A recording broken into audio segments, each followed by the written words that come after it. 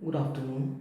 Today's talk will be on Thomas Hardy's novel Tess of the Wilds, a poor woman faithfully presented. Well, it's a novel by Thomas Hardy which initially appeared in a serialized form published by the British Illustrated newspaper, The Graphic, in 1891, then in a book form in 3 volumes in 1891, and then as a single volume novel in 1892. Though now considered a major 19th century English novel and possibly Hardy's fictional masterpiece, this novel received mixed reviews when it first appeared, and those mixed reviews had largely to do with the fact that it challenged the sexual morals of late Victorian England. Tess, as a novel, is famous for its heroine, as for its movingly tragic plot. Originally shunned by critics upon its publication in 1891 because of immorality, the novel traces the difficult life of Tess Derbyfield, whose victimization at the hands of men eventually leads to her horrific downfall. Tess spares the reader none of the bitterness inherent in English country life, and Hardy's often romanticized love for the landscape of Wessex is balanced by the novel's grimly realistic depiction of social injustice.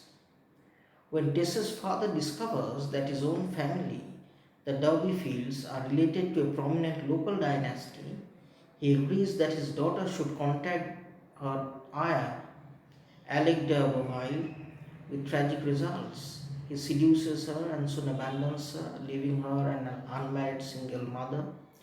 When she briefly finds happiness with another man, the seemingly upright angel Claire, he too rejects her upon hearing of her sexual past, leaving her in poverty and misery. Forced back into the arms of Alec, Tess must sacrifice her personal happiness for economic survival.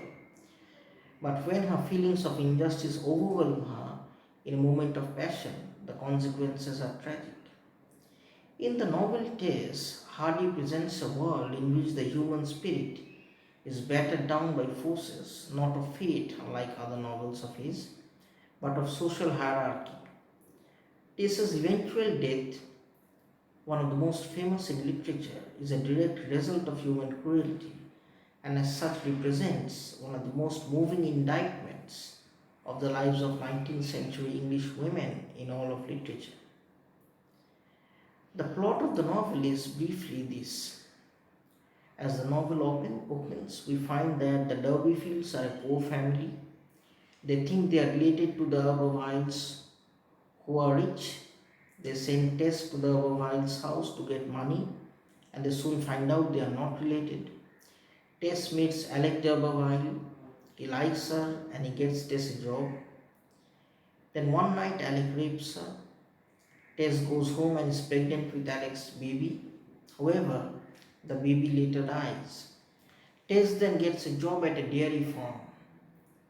She meets a guy named Angel Clare who recognizes her from a long time ago. They fall in love. He asks her to marry him. She wants to say no and tell him about her past. She is overawed and says yes, and they get married. She tries to tell him in a letter, but that letter never reaches him. Then he tells her that they will confess their sins after they are married. So after the wedding, they reveal their sins. He had sex with an older woman, he says, and she says that she was raped by Alex. He is angry with her. He leaves, and he tells her not to come back until he comes and gets her. Then Angel goes to Brazil to be a farmer. Tess goes back to work at a dairy farm. Tess visits Angel's family. She hears his brothers talking about the bad marriage and sees Alec, who has become a priest. Alec quits priesthood in order to be with Tess. Then Tess finds out her mom is sick and goes home. Her mom gets better, but her father eventually dies and the family moves away. Meanwhile, Angel comes from Brazil. He finds Tess and forgives her. She is with Alec, so she kills Alec and runs off with Angel. However, Tess is caught, sent to prison, and finally given a death penalty. Most of the impact of Hardy's famous novel rests on a subtitle which he added during its first publication in novel form, which was A Poor Woman Faithfully Presented. It appeared after Hardy re-edited his novel following its bowdlerized serial publication in the graphic magazine. By placing a moral evaluation of Tess at the very beginning of the novel, Hardy invites his readers to judge and evaluate Tess as well as a character. That contemporary critics and readers responded to this evaluative subtitle is evident in Hardy's final preface, which was written in March 1912 to Tess of the Urbervilles. Describing the formation of the novel subtitle, Hardy explains, and I quote, "It was appended at the last moment after reading the final proofs, as being the estimate left in a candid mind of the heroine's character, an estimate that nobody would be likely to dispute." Unquote. Initially facing surprise that his subtitle should become the center of critical attention for his novel, since he claims that his estimate of the heroine's character seemed apparent and indisputable at the time, Hardy then concedes the possible inappropriateness of the subtitle. It was appended at the last moment, he says, and it would have been better not to write it. Although he laments the presence of the subtitle as a spur for his critics, Hardy does not qualify the appropriateness or accuracy of his estimate at any level in the text. Since his final response to the novel is one of moral evaluation, Hardy appears to value the narrative's ability to present Tess for judgment. Hardy estimates Tess as a pure woman unquote unquote, and he does not explain the nature of his moral system of evaluation. In what way then did Hardy perceive Tess to be a pure woman? Identifying and understanding Hardy's motive and criteria for judging Tess's purity may provide direction for discussion of both the novel's achievement and perhaps its artistic and thematic limitations as well. Whether or not Hardy actually meant his subtitle to be a final evaluation of the novel and its heroine, many of his critics took the subtitle as a thematic center or touchstone for reading the novel. A careful examination of Hardy's defense of Tess's purity raises two important but related problems. The first, although he initially argues that his critics misjudged Tess because of the limitations of their own moral systems, Hardy then claims that Tess would be judged moral by those restricted systems if they disregarded her uncharacteristic final actions. By exclaiming against the shoddiness of his critics' attempts at evaluation, rather than the system of moral judgment itself, Hardy appears to accept the nature of their moral evaluation. Though a narrator of Tess, Hardy claims that societal law and natural law are distinct, and that Tess should be judged through the rules of nature. In his preface, at least, Hardy appears willing to value correct moral evaluations of Tess. Secondly, by asserting that Tess's final actions are aberrant and lie outside her normal character, quote unquote, Hardy appears to undercut Tess as a tragic heroine. If Tess's actions are not generated from within, if her actions are not essential consequences of a character, the tragedy in the novel does not exist. Tess loses all accountability for her final actions, and simultaneously the necessity of her actions is unclear.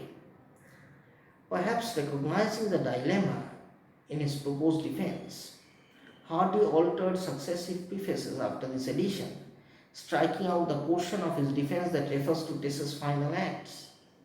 Although Hardy amended this defense, he momentarily exposes a conflict which shapes and distorts the novel. His desire to portray the tragic and heroic Tess is impaired by his attempt to celebrate Tess as a pure woman. Perhaps it is this conflict between Tess's apparent virtue and passivity and her impulse to dynamic action which so confused Hardy's contemporary critics.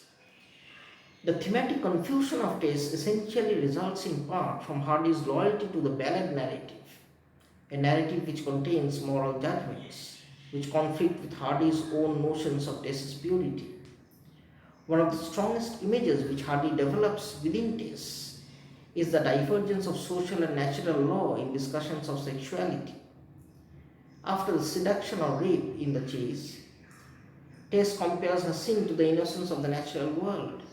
But Hardy as narrator intends to assert that, and I quote, she had been made to break an accepted social law, but no law known to the environment in which she fancied herself such an anomaly. Unquote. The value of societal law is suspect, since it exists apart from the reality of the natural world. Women's nature and nature herself, however, are connected to Tess's world. Whereas the male field worker is a personality afield, in Tess, the field woman is a portion of the field. She has somehow lost her own margin, imbibed the existence of her surroundings, and assimilated herself with it. Quote unquote.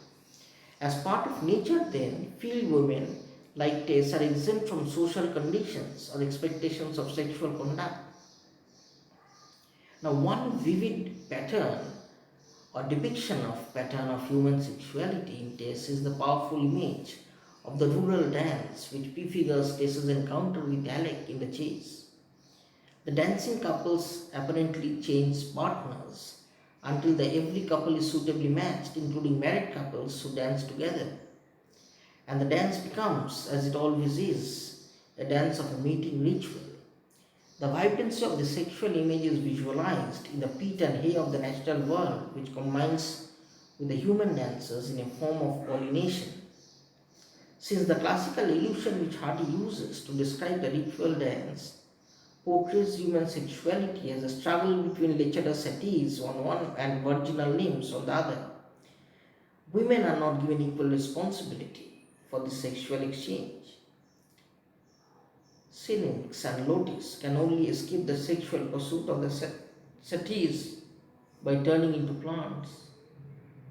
Thus, these female figures must either succumb to unsolicited and forced sexuality or potentially deny their human sexuality by leaving the animal kingdom. The extended image of the sexuality of plants through pollination suggests the irrepressible presence of the sexual impulse, since even when they escape the saties, the nymphs enter another form of sexual experience. Through this allusion, Hardy prefigures Tess's encounter with Alec in what is appropriately titled The Chase, and the mythic quality of the description emphasizes the eternality of the conflict.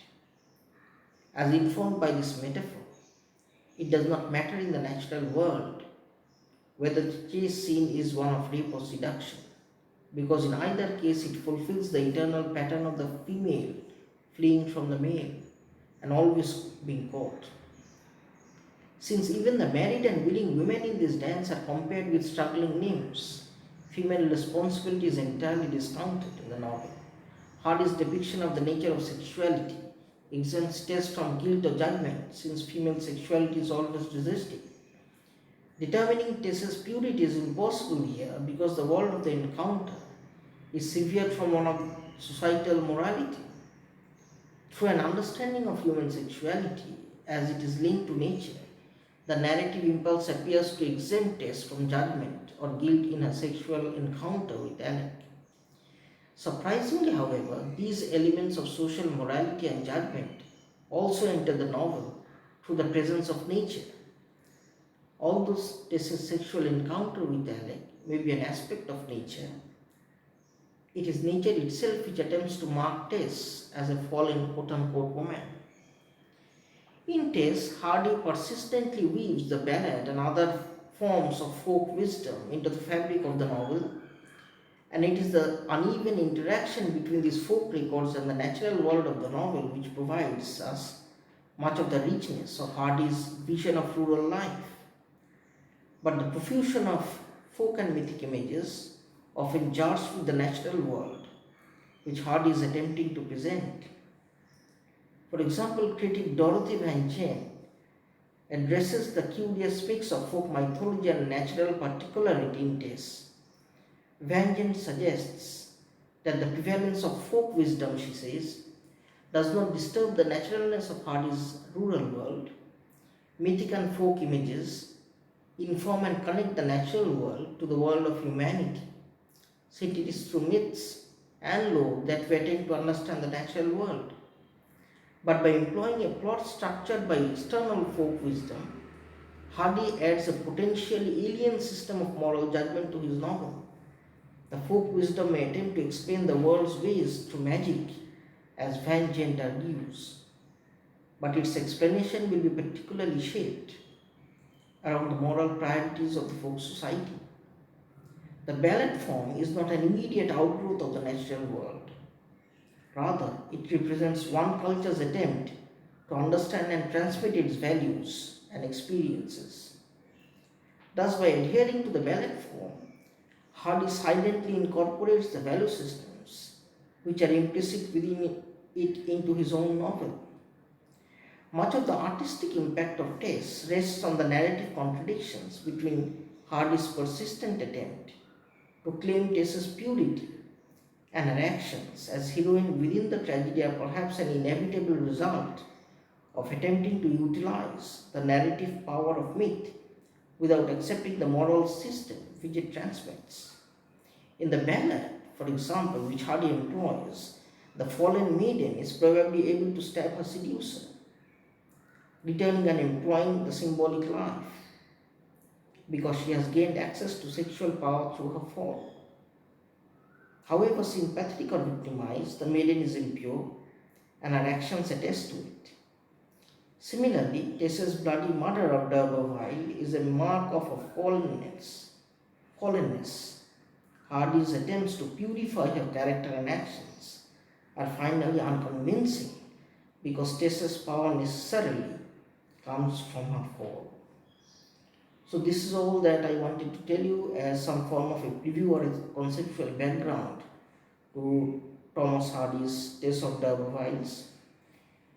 In this context, you would do well to go through the novel and form specific opinions on your own and relate the novel perhaps to the twin backgrounds of sexual moral systems or standards and how Hardy wrote this novel, perhaps to challenge those systems, or whether he was successful at all in finally challenging the system which existed in Victorian England with regard to sexual morality. That's all I had to tell you today with regard to Thomas Hardy's Tess of D'Urberville. Thank you.